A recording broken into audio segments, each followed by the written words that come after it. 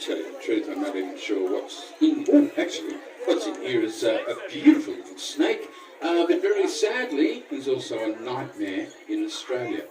Now, what I've got here is Elaphidae tartarossalata.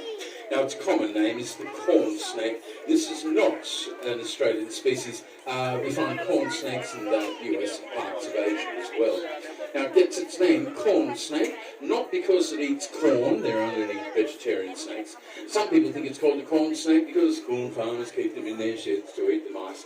Also incorrect. It gets the name corn snake because of its multicoloured camouflage.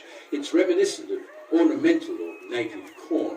And what we tend to eat here, sweet corn, is actually a derivative of maize, but true corn is multicoloured like this.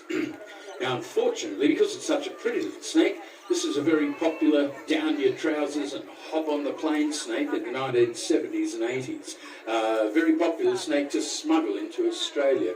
And unfortunately, what tends to happen with pet snakes is about 5 to 10% of pet snakes escape, never to be seen again. If you've got an old carpet snake as a pet and it gets into the bush, it's not really the end of the world, it's going back home.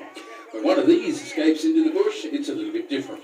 Now, if there was only one, it couldn't reproduce, it would die of old age. But sadly, there ain't just one. There's a lot of them. In fact, so many, we now have several feral populations. 2, in fact, in Sydney, one in Bardwell Park in the south, and one out at Arcadia in the north. And last year, a lot of snake catchers in the Broken Hill area were reporting disproportionate numbers of corn snakes being recovered from the wild.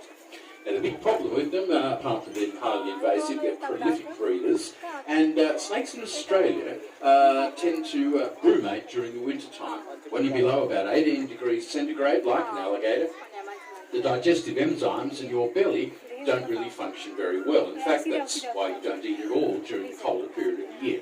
Now, you don't hibernate like a bear, you become inactive.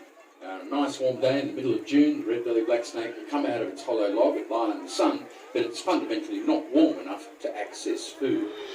These guys are different. They catch